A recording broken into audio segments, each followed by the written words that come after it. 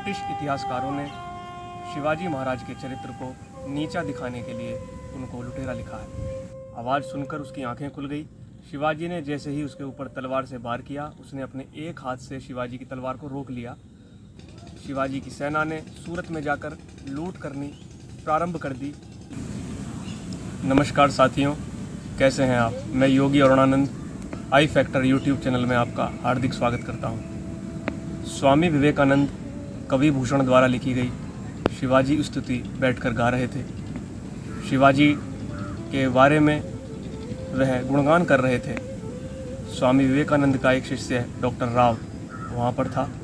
उसने जब स्वामी विवेकानंद के मुख से शिवाजी की स्तुति सुनी तो वह स्वामी विवेकानंद से बोला, स्वामी जी, मैंने बचपन में स्कूल में पढ़ा था कि शिवाजी लुटेरे थे, वो बटमार थे और एक नीच कुल में उत्पन्न राजा थे। स्वामी विवेकानंद ने अपने शिष्य के मुख से शिवाजी के बारे में जब ये शब्द सुने, स्वामी जी ने उसको बड़े ही क्रोध से देखा और बोले, जिन विदेशी लोगों को तुम्हारे प्रति सहानुभूति न हो, जिन विदेशी लोगों को तुम्हारी संस्कृति, तुम्हारी सभ्यता, तुम्हारे रीति रिवाजों से प्रेम न हो, उनके द्वारा लिखा गया जब इतिहास पढ़ोगे तो यही परिणाम होंगे। क्या शिवाजी से बड़ा धर्मात्मा, शिवाजी से बड़ा न्यायप्रिय राजा, शिवाजी से बड़ा भक्त, शिवाजी से बड़ा वीर राजा भारतवर्ष में कोई पैदा हुआ है? तो साथियों, यह समस्या स्वामी विवेकानंद के उस शिष्य के साथ ही नहीं थी, बल्कि बहुत सारे लोगों के साथ है। ब्रिटिश इतिहासकारों ने शिवाजी महाराज के चरित्र को नीचा दिखाने के लिए उनको लुटेरा लिखा है। इस वीडियो के माध्यम से हम विश्लेषण करेंगे, क्या शिवाजी महाराज वास्तव में लुटेरे थे? शिवाजी महाराज का इतिहास हमें ब्रिटिश लोगों, पुर्तगाली लोगों और डच लोगों के माध्यम से प्राप्त होता है। शिवाजी महाराज के काल में उनके इतिहास को लिखने वाले स्रोत बहुत कम पाए जाते हैं। कुछ रचनाएं हैं, जैसे कवि भूषण।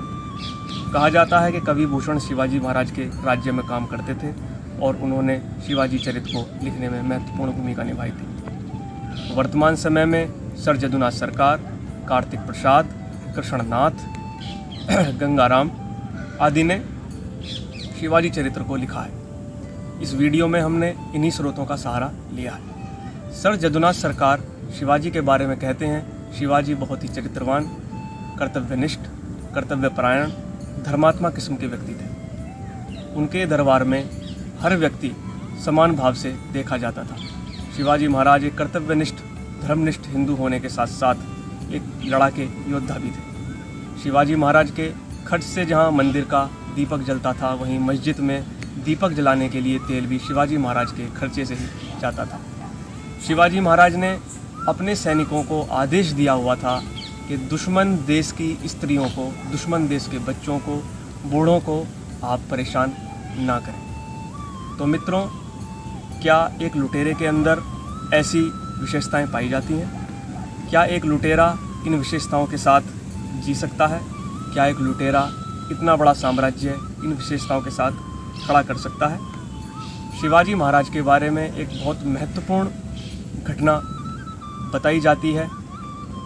शिवाजी महाराज का सेनापति आबाजी सोनदेव बीजापुर पर जब चढ़ाई करने गया तो वहाँ पर अरब मूल का मुल्ला अहमद राज कर रहा था। मुल्ला अहमद की पुत्रवधू बहुत सुंदर थी। आबाजी सोनदेव ने गलती की और गलती पूर्वक उनकी पुत्रवधू को उठाकर शिवाजी के सामने ले आया। उसने सोचा कि शिवाजी शायद इस औरत को देखकर बहुत प्रसन्न होंगे, लेकिन शिवाजी ने जब देखा, उनकी सुंदरता को देखा, शिवाजी महाराज बोले, काश मेरी माँ भी इतनी सुंदर होती, और अगर मेरी माँ इतनी सुंदर होती तो मैं कितना सुंदर होता। चरित्र निष्ठा का इतना बड़ा प्रमाण कहीं देखने को नहीं मिलता।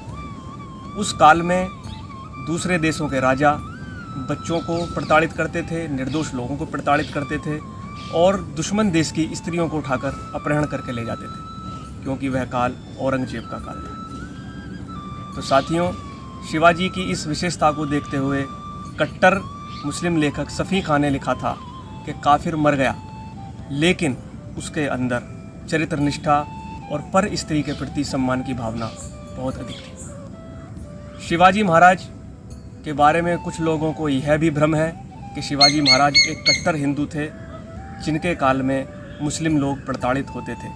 यह बात भी पूरी तरह से गलत है। शिवाजी महाराज की सेना में मुस्लिम लोग भी कार्य करते थे और शिवाजी महाराज ने एक सूफी फ़कीर को ज़मीन भी दान दी थी। शिवाजी महाराज को युद्ध के समय पर यदि कहीं कुरान मिल जाती थी तो वो उसका अपमान नहीं करते थे, उसको मस्जिद में सहसम्मान लौटा देते थे और उन्होंने और उनकी सेना ने कभी किसी मस्जिद का भी ध्वंस नहीं किया, क्योंकि उनके अंदर समस्त धर्मों के प्रति सद्भाव की भावना थी। इसके उलट औरंगजेब की सेना, क्योंकि शिवाजी का काल औरंगजेब का काल था और औरंगजेब भारत का राजा हुआ करता था, औरंगजेब की सेना हिंदुओं के मंदिरों को तोड़ती थी, हिंदू स्त्रियों को उठाकर ले जाती थी, उनके बलात्कार किए जाते थे और हिंदुओं का जबरन धर्म परिवर्तन किया जाता था। आपको पता ही होगा, बताने की आवश्यकता नहीं है, औरंगजेब ने कितने अत्याचार हिंदू लोगों पर किए थे। जजिया करके नीचे हिंदुओं को दबा दिया था। ऐसे समय में शिवाजी की ओर पूरे भारतवर्ष का हिंदू समुदाय देख रहा था, क्योंकि शिवाजी ने औरंगजेब के सामने हिंदवी स्वराज का बिगुल बजा दिया था। शिवाजी अन्य शासकों की तरह केवल अपना साम्राज्य विस्तार ही नहीं कर रहे थे, बल्कि हिंदू बल को जगा रहे थे, हिंदू जनमानस को जगा रहे थे। कवि भूषण ने अपनी रचना में लिखा है, शिवाजी ने जनेऊ, चोटी और तिलक की तलवार के बल पर रक्षा की थी। साथियों, फिर ऐसा क्या हुआ कि शिवाजी को लुटेरा लिख दिया गया, जबकि उस समय पर समस्त राजा लोग दुश्मन देश की संपत्ति को लूटते थे, हड़पते थे और वहाँ से चले जाते थे, लेकिन उनके बारे में ऐसा सुनने को नहीं मिलता। शिवाजी के काल में औरंगजेब ने मंदिरों की संपत्तियाँ लूटी, बलपूर्वक राज्यों को अपने राज्य में मिलाया, और जब वो अपने राज्य में किसी राज्य को मिलाता था तो सीधी सी बात है उसकी संपत्ति उसके पास आ जाती थी। लेकिन इतिहासकारों ने उसको जिंदा पीर कहा है। हमारे शिवाजी लुटेरे हो गए, औरंगजेब जिंदा पीर हो गया, इससे बड़ी पक्षपात की बात क्या हो सकती है। औरंगजेब ने शिवाजी को रोकने का बहुत अधिक प्रयास किया, शिवाजी को हराने का बहुत अधिक प्रयास किया, लेकिन शिवाजी ने औरंगजेब की नाक में दम कर दिया था। शिवाजी को धोखे से औरंगजेब ने आगरे के किले में भी बुलाया था और उनको कैद कर लिया था, लेकिन शिवाजी चतुराई पूर्वक वहाँ से भी भाग निकले थे। शिवाजी की वीरता के किस्से विदेशों तक फैले हुए थे। फारस के राजा शाह अब्बास ने औरंगजेब को धिक्कारते हुए बोला था कि तुम अपने आप को इतना बड़ा राजा कहते हो, शहंशाह कहते हो, लेकिन एक छोटे से जागीरदार को दुरुस्त नहीं कर पा रहे। औरंगजेब जब शिवाजी से परेशान हो गया तो उसने अपने मामा शाइस्ता खान को दक्षिण का सूबेदार बनाकर शिवाजी का दमन करने के लिए भेजा। वह अपनी 1.5 लाख की सेना के साथ शिवाजी के राज्य में आया और वहाँ पर उसने 3 साल तक 1661 से लेकर 1663 तक भयंकर अत्याचार किए। निर्दोष लोगों को मारा, हिंदू स्त्रियों के साथ बदतमीजी की, उनके जान माल की हानि की। 3 साल तक वह शिवाजी के राज्य में विध्वंस करता रहा, यहाँ तक कि शिवाजी का बचपन जिस लाल महल में बीता था उस महल में वो कब्जा करके रहने लगा। शिवाजी ने मौका पाते ही 5 अप्रैल 1663 को उस किले पर 400 सैनिकों के साथ धावा बोल दिया। शिवाजी शाइस्ता खां के उस कमरे में गए जहाँ पर वह सो रहा था। आवाज़ सुनकर उसकी आंखें खुल गई। शिवाजी ने जैसे ही उसके ऊपर तलवार से वार किया, उसने अपने एक हाथ से शिवाजी की तलवार को रोक लिया और शाइस्ता खां की किस्मत अच्छी थी। शाइस्ता खां की जो दासी सो रही थी उसने जग कर कमरे में जल रहा दीपक बुझा दिया और अंधेरे का फ़ायदा उठाकर शाइस्ता खां उस किले से निकलकर भाग गया। लेकिन शिवाजी की तलवार के वार से उसकी उंगलियां कट गईं। शिवाजी ने अपना लाल महल मुगलों के चंगुल से छुड़ा लिया। उसके बाद शिवाजी ने विचार किया, मेरे राज्य में 3 साल तक मुग़ल सेना ने जो अत्याचार किए, जो मुझको आर्थिक नुकसान पहुंचाया, उसकी भरपाई मैं किस प्रकार कर सकता हूं। शिवाजी ने इसका एक तरीका निकाला। शिवाजी ने सोचा इसकी भरपाई मैं सूरत राज्य में अटैक करके करूंगा। सूरत उस समय भारत का सबसे अमीर राज्य हुआ करता था। यहाँ पर मक्का मदीना जाने वाले यात्री इकट्ठा होते थे और जहाज़ पर चढ़कर मक्का मदीना और हज की यात्रा करने जाते थे। 50 लाख रुपए का सोना यहाँ पर अरब और फारस से प्रत्येक वर्ष आया करता था। साथ ही कहा जाता है यहाँ पर एशिया का सबसे अमीर आदमी वीरजी वोहरा भी निवास करता था, जिसकी कुल संपत्ति उस समय 80 लाख रुपए थी। शिवाजी अपने 4000 सैनिकों के साथ सूरत में पहुँचे और उन्होंने अपने 2 संदेशवाहकों को यहाँ के तत्कालीन गवर्नर इनायत खां के पास भेजा।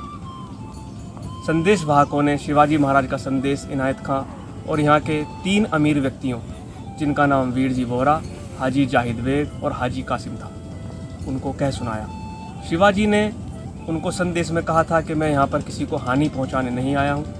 तुम्हारे मालिक औरंगज़ेब ने मेरे राज्य में 3 साल तक जो नुकसान किया है उसकी भरपाई मैं सरकारी खजाने और आप लोगों के माध्यम से करूँगा, क्योंकि आप लोग औरंगज़ेब के विशेष कृपा पात्र हैं। मुझको केवल 50 लाख रुपया चाहिए।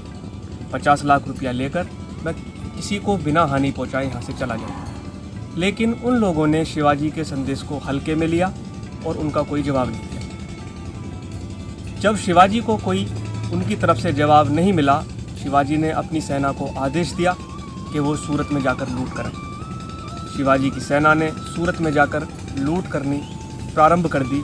लेकिन इसमें एक बात मैं बताना चाहूँगा, शिवाजी की सेना का पहले से ही रूल था, किसी बच्चे को, किसी स्त्री को वो हानि नहीं पहुँचाएंगे, और शिवाजी की सेना ने वैसा ही किया।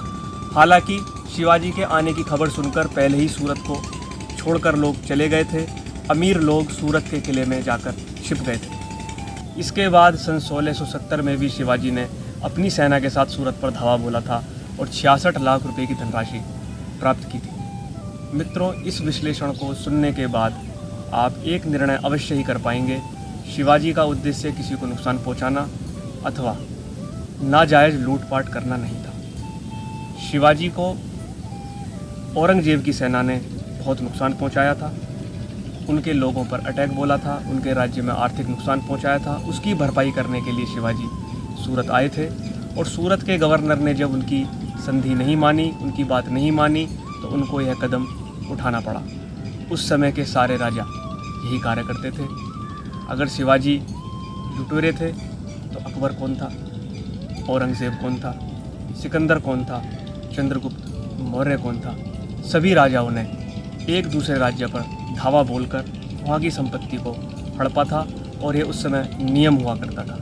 लेकिन इसमें भी सोचने वाली बात है, शिवाजी ने अपना कर्तव्य कर्म करते हुए भी कोई ऐसा कार्य नहीं किया जिससे उनके चरित्र पर लांछन लगता हो, जिससे उनके चरित्र पर दोष लगता हो।